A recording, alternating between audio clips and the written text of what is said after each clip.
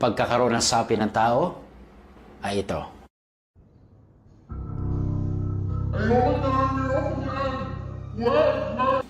Okay, so that's the final sign.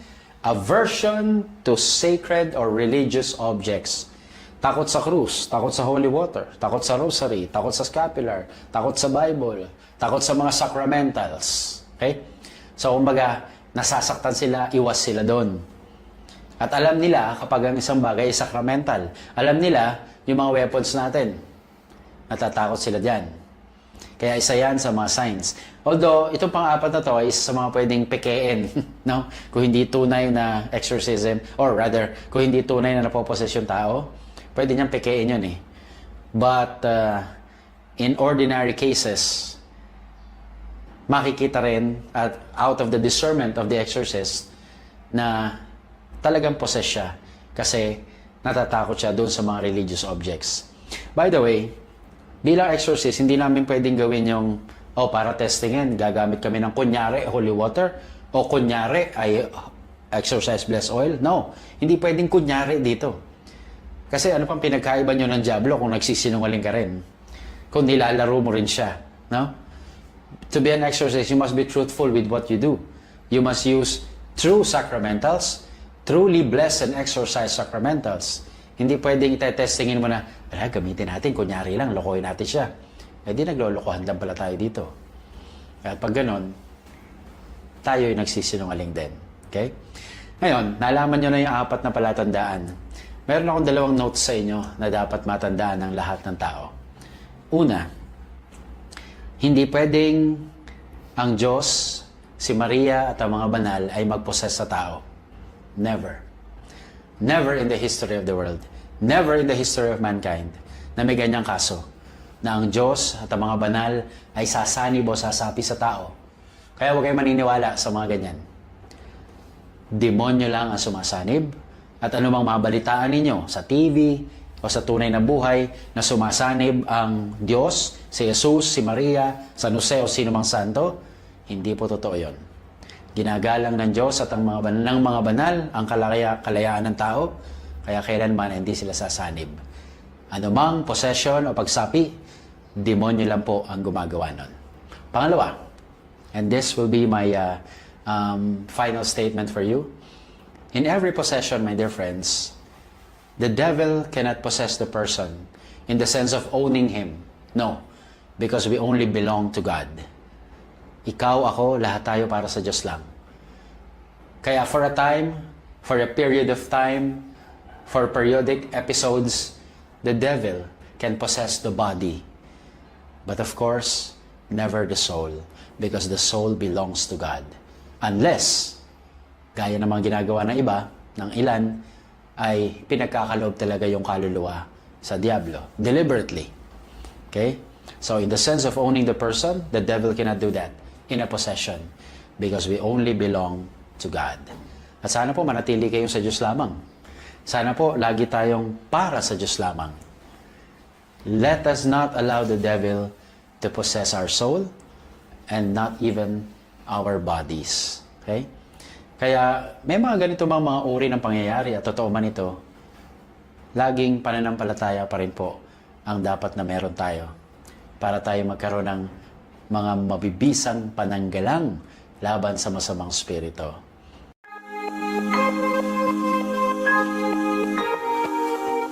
Muli natin pagpapatuloy yung ating pag-uusap at pag-aaral tungkol sa demonic activity. Balikan niyo po yung mga ibang videos natin at para ma-review niyo rin po kung ano yung mga tinutukoy natin na demonic activities. No? At kung inyo pong natatandaan, kahit di nyo pabalikan muna, diniscuss po natin yung extraordinary demonic activities. Ngayon naman po sa episode na ito ay pag-uusapan po natin yung tinatawag na ordinary demonic activity. Siyempre, may extraordinary. So, merong ordinary.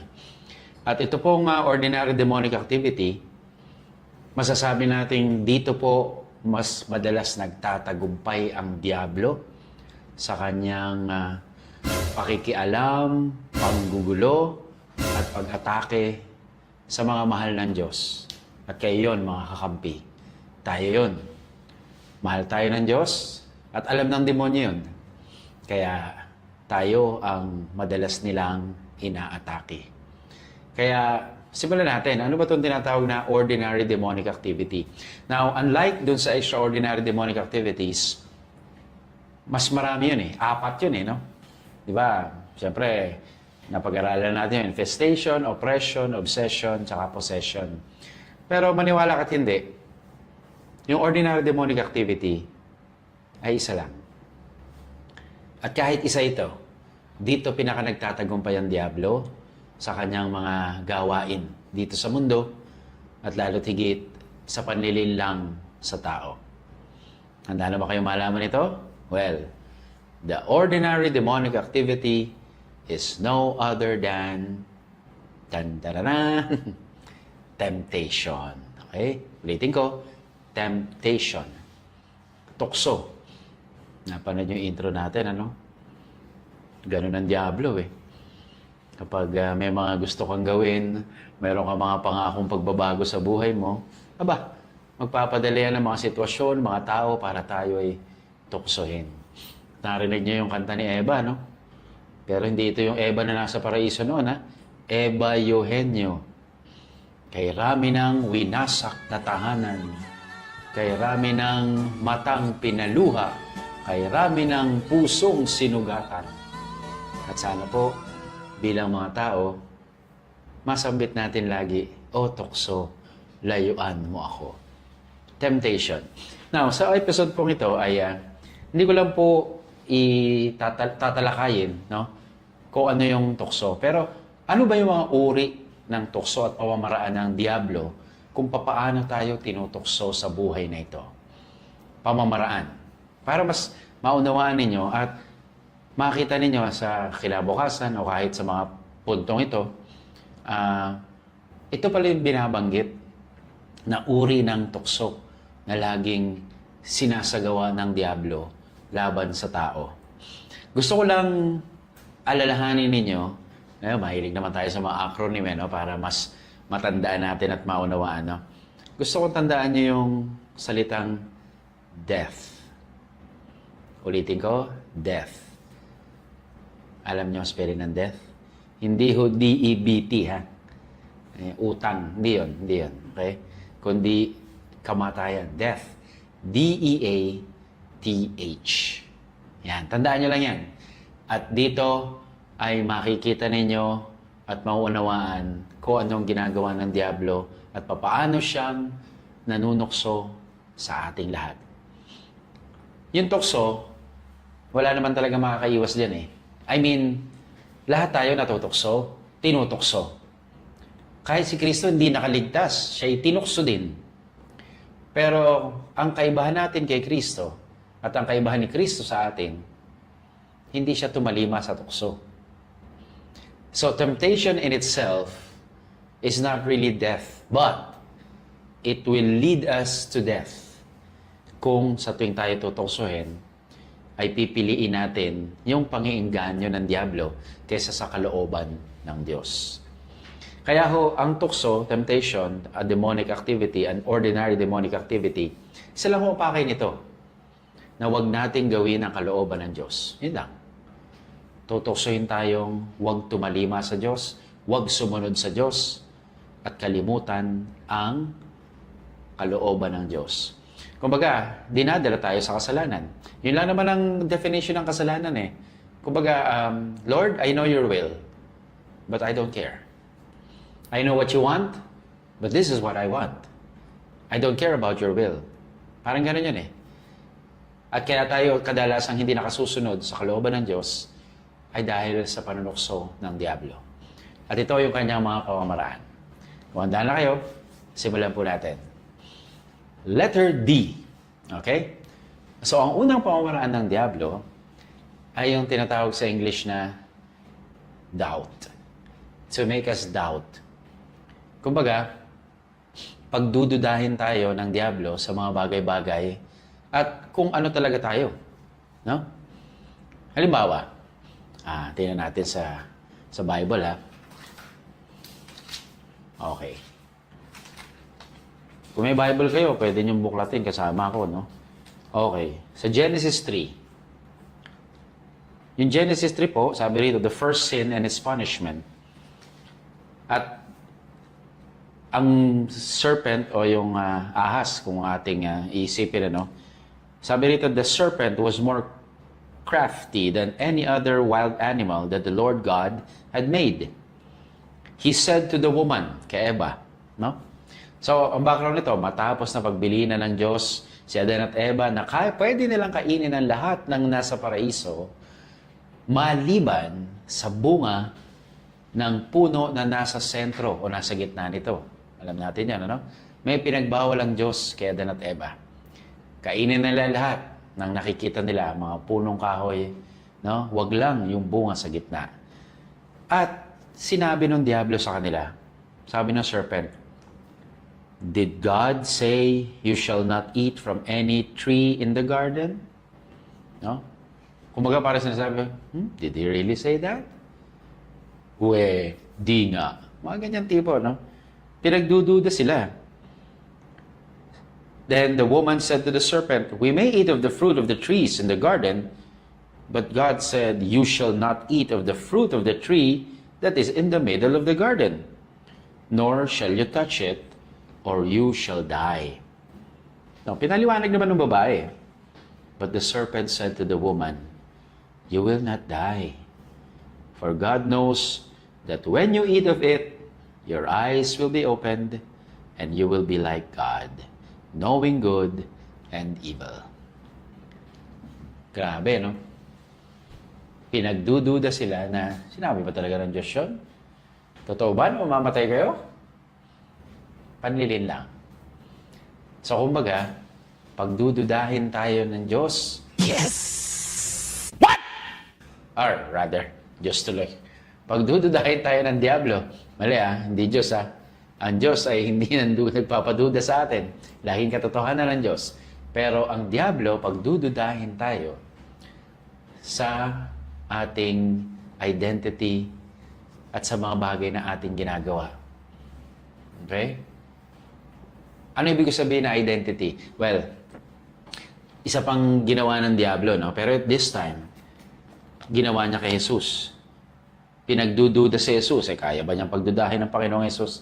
Tatandaan niyo, nung siya ay dinala ng Espiritu sa ilang upang tuksuhin.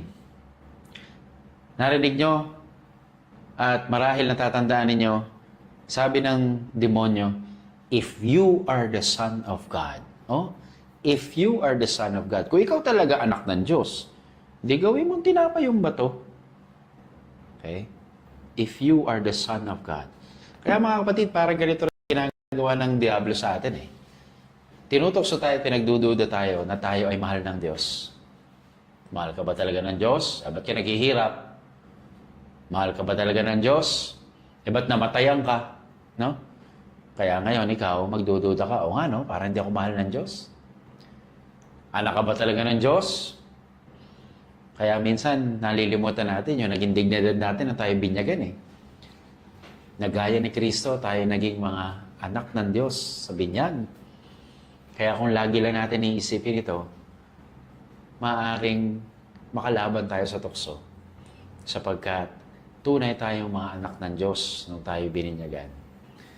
At hindi susuko ang Diablo na pagdudahin tayo sa mga bagay-bagay na para bagang sabihin sa atin ang maraming kasinungalingan. So that's the first thing, doubt. Kaya yan ang unang-unang panlaban natin sa Diablo. Huwag mong pagdududahan na mahal ka ng Diyos. Huwag mong pagdududahan na ikaw ay anak ng Diyos. Pag nagduda tayo sa mga pwede nating gawin, sa kaya nating gawin, at sa mga bagay na pwedeng gawin ng Diyos sa ating buhay, nako, magsisimula na ang ating pagbagsak at laging pagtalima sa kasalanan. Okay? So that's the first thing, letter D. Letter E, enticement. Wow, ano yung enticement? Panghahalina, pangaakit. No? Ito ang madalas na nangyayari din sa maraming tao, kaya nagkakasala. Kasi naaakit Bakit nga naman hindi maaakit? Ang tukso, gaya nga na lagi ko sinasabi, ay tungkol sa mga bagay na maganda, masarap, at madali. Hindi yan tukso kapag hindi yan patungo sa pagiging madali ng mga bagay-bagay. Hindi yan tukso kapag hindi yan masarap. At hindi yan tukso kapag hindi kaakit-akit at hindi maganda. Ganun ang ginagawa ng tukso. Enticement, no? Kaya nga, kung dudugtungan pa natin at titinan uli natin sa Genesis, no? Sabi po doon, nakita ng babae na kaakit-akit yung bunga. Okay? Masarap kainin. Hindi ko ma-imagine kung anong uri at unang itsura ng bunga na yun, ano? Na naging kaakit-akit. Hindi naman siguro kasalanan ng Diyos yun kung kaakit-akit yung bunga. Siguro kung itsurang durian yun na puro tinik at kulay itim, baka nga hindi kaakit-akit, ano? Pero, wala eh. Talagang kaakit-akit siguro yung bunga. At ganoon din sa buhay. There are many things that are so enticing that we give in because it will make life easier, no? It will soften our burdens, no? And it will beautify things kahit na ito'y labag sa kalooban ng Diyos, no? Kaya nga, di ba, siguro natatandaan niyo sinabi ko, kapag ikaw yung nagda-diet, nakita niyo sa simula natin, may pabuhat-buhat pa, may pa-workout pa. Siguro nangako siya, magpapapayat na ako. Abay, ginulungan lang ng isang pizza o isang kahon talagang kinalimutan yung kanyang pangako. Kasi enticing. Okay? Kung ikaw naman hindi kumakain talaga ng ampalaya o ng gulay, kahit yun ang iharap mo, hindi ka matutokso. Pero nasasarapan ka kasi doon sa mga ibang pagkain at yun ang ginagawa ng dyablo. Yung mga bagay kung saan ka nasasarapan ng kanya papakita sa'yo, sa mga bagay kung saan ka nagagandahan, at sa mga bagay kung saan ka nadadalian. So, enticement, no? Kaya kapag nangyari ito, tingnan mo, ito yung enticement ng dyablo. And review, look back. Is this the will of God? Well, kapag nakita mo, no, this is not the will of God, then you know that you are being enticed by the devil. Okay? Enticement. Pangatlo, A. Ito, mabigat-bigat to. Accusation. Letter A, no? Accusation. Ano yung accusation at paano ginagawa ng Diablo to? Alam nyo, madalas ito po yung panunokso ng Diablo sa tao, lalo't higit kung ang tao ay may mga nagawang kasalanan. Kumbaga, okay, sabihin na nating mabigat yung mga kasalanan natin nagagawa kadalasan, no? Kapag nangumpisal na isang tao, alam natin na ito'y wipe out na ng Diyos, no? Binura na ng Diyos. Accusation ang gagawin niya. Tatanda mo ba yung ginawa mo? Kala mo ba napatawad ka na ng Diyos? No? Hindi Mga ganyan tipo. Na para bagay papamukha niya, ginawa mo yan Walang kapatawaran yan. Mabigat yan. Ikaw ang may kasalanan yan. Lagot ka. Sa bigat niyan, hindi yan kayang patawarin ng Diyos. Nakita nyo? Kung ano katindi. Kaya ikaw naman, nade-depress ka, na-frustrate, because you are being accused of something that God has already forgiven. Kaya ikaw ngayon iniisip mo, ang bigat pa nun, baka talaga hindi pa ako napatawad. Well, that's not true. Once a sin is confessed, at naroon yung humility sa confession, no? Lalo tigit good confession yan, napatawad na ng Diyos yan. Kaya ang antidote dyan sa mga ganyang bagay ay pilitin mong patawarin din ang sarili mo. After the confession, forgive yourself too. Para na sa gayon, meron mga umaandar sa isip mo na you are being accused by the devil. You can easily tell the devil, no, I don't believe in you. I was already forgiven. At wala kasing kasalanan na mas lalaki pa sa awa at pag-ibig ng Diyos. Yun ang mahalaga malaman doon. Walang kasalanan, kahit na malaki yan sa paningin mo at paningin ng tao, kahit na ilang taon na nakalipas at ginagawa pa rin yan, hindi yan pwedeng pumantay o lumapit man lamang sa awa at pag-ibig ng Diyos sa iyo. So, don't allow the devil to make some accusations. Okay? Don't allow him to make you remember the things that are already forgiven by God, the sins that are already forgiven by God. Yes, it becomes a learning experience, but it doesn't mean that just because you cannot forget them, doesn't mean that they are not forgiven. Okay? Kung pinagsisihan mo na, naikumpisal sa pari, napatawad, huwag mong hahayaang akusahan ka ng Diablo. It will make you desperate. It will bring depression, frustration in your life. Okay? So that's letter A. Pangapat, letter T, trigger. Kumbaga, ipupush ka ng demonyo na gawin mo ang isang bagay. Kung ikaw ay nahihirapang gawin, kasi feeling mo, mali ito eh. Darating ang Diablo at sasabihin sa'yo, hindi, okay lang yan. Bakit sasabihin niya okay? Total, marami nang gumagawa niyan. Okay lang yan. It is of no consequence. Yun ang mabigat. Na bago gawin ang kasalanan, ang Diablo sasabihin sa atin, okay lang yan. Walang consequence yan. It is of no consequence. It's okay. Do it now. Push it. Di ba kailangan mo ng pera? Ayun sa table. Kailangan mo eh. Sige na. Kunin mo na. Di ba nag-away kayo ng asawa mo? Ayun. Yung boss mo, di ba? Bait-bait. Sige na. Mag-date na kayo. Usap lang kayo. Usap lang. Okay? Ganyan yun. Trigger. Na para bagang sasabihin sa'yo ng Diablo, walang kaso yan. Okay? Kaya ganun katindi ang Diablo, no? Walang kaso yan. It is of no consequence. Kaya tinan niyo po yung trend, ano? Before the sin, the devil will tell us, it is of no consequence. So you can do it. Once you have done it, pupunta naman siya sa accusation, it is unforgivable. Kaya walang gusto mangumpisal. Kasi natatakot ng mangumpisal kasi hindi naman daw mapapatawad. Ganun ang pamamaraan ng demonyo. Kaya yung trigger, matindi yan. Di ba? Trigger, no? Kumbaga, isang palabit lang, mangyayari na. Trigger. Okay? Kaya ito ang isa sa mga matitinding gawain ng demonyo. He will push us to do things against the will of God. And that is one aspect of temptation. Isa sa mga pamamaraan ng demonyo. Okay? Trigger. And finally, letter H. Ito talaga, halatang-halata. Hoax. No? Or deception.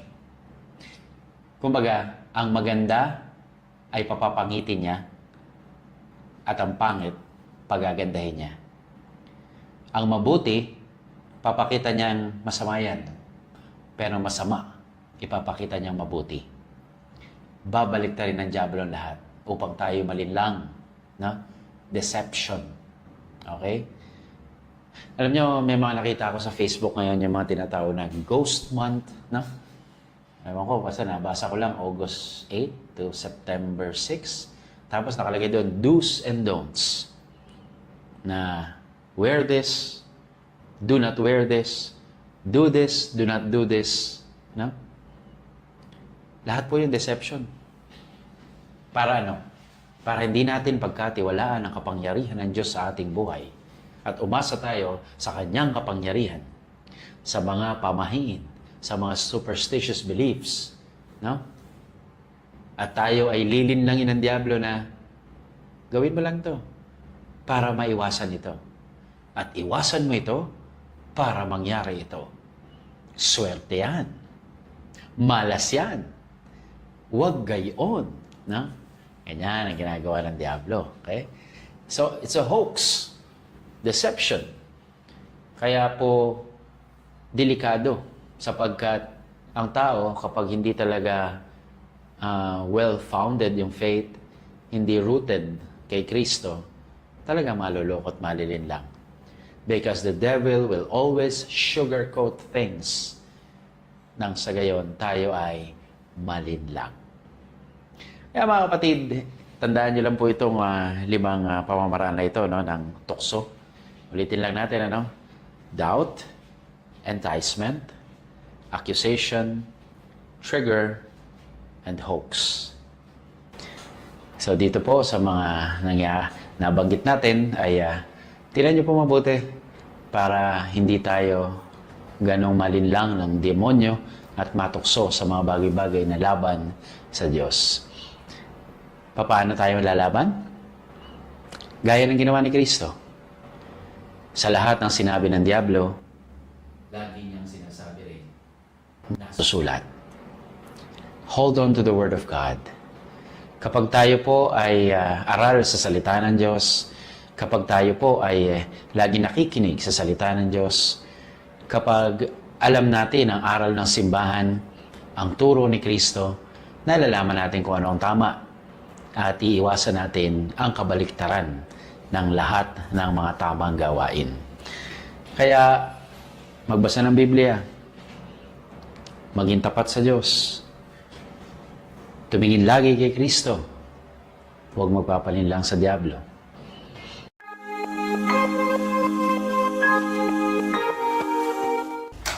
Paano umaatake ang kalaban?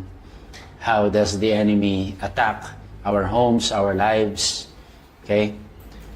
Yung tinatawag na oppression, yan, infestation, obsession, possession. At yung huli po nating video ay tungkol naman sa temptation, yung ordinary demonic activity. Ngayon ay mas palilimin pa natin. Gawin natin mas exciting, ha? Sagutin naman natin yung katanungan ng marami na sino po ba yung mga pwedeng sapian? Sino yung mga posibleng na-oppress, na-obsess? Anong mga tahanan yung madalas na nagkakaroon ng infestation? Of course, sa temptation, lahat naman tayo halos, no? Hindi nga halos eh. Lahat talaga tayo, tinutokso. Pero sa puntong ito, papaanong ang tao ay tunay na nagagambala at sino ang mga posibleng gambalain. Kaya sa episode pong ito, may mga bibigay po ako sa inyo ilang mga ginagawa ng tao, pamamaraan ng tao. At kung pwede, mas maganda itigil na itong mga bagay na to sapagkat itong mga taong ito na gumagawa ng mga babanggitin ko mamaya ay mga posibleng tamaan o gambalain lagi ng kalaban. Kaya kung handa na kayo ay sabihin ko lang, bato-bato sa langit, tamaan, ay buti nga sa inyo.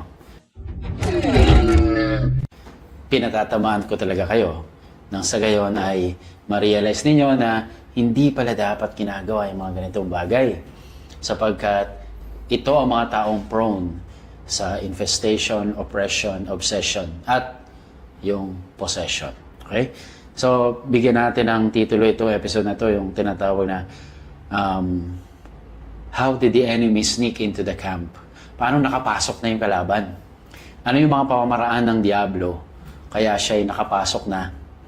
At anong hinihintay ng Diablo sa tao para siya ay makapasok sa bahay at sa buhay ng tao? Okay?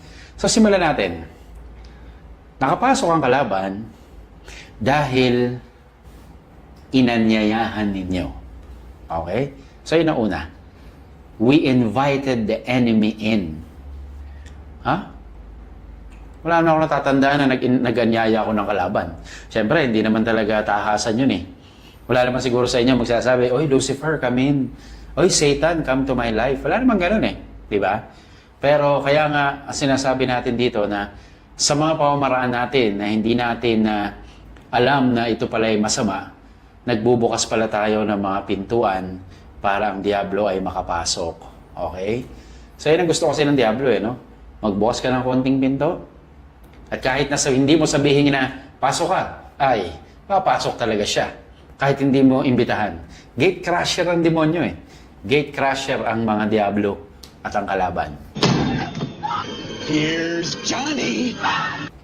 Kaya magbukas ka ng kaunting pinto sa iyong buhay, sa iyong bahay, ay papasok talaga yan. So yun yung unang sinasabi ko, we invited the enemy in. Kaya merong mga nakapasok. Father, paano masasabing we invited the enemy in? Well, meron tayong mga ginagawa kasi na nagbubukas ng pinto para sa mga kalaban na makapasok. Una, occult people. We invited the enemy in by way of occult people. Nakita nyo intro natin? Sino ba yung mga occult people? Sige. Tingnan natin. Kirk, yan mo yung mga picture o itsura ng mga ginagawang yan, ha? Okay. Mga albularyo. Okay? Mga tatawas. Occult people din yan. Occult person yan. Manghuhula. Tarot card readers. Faith healers. Yan ang mga tinuturi ng mga occult people. At, tingnan mo, reviewin mo yung buhay mo, balikan mo yung mga nakaraan. Minsan ba pumunta ka na sa mga taong ito? Minsan ba kumonsulta ka na sa mga taong ito? Minsan ba sa buhay mo nagpahula ka?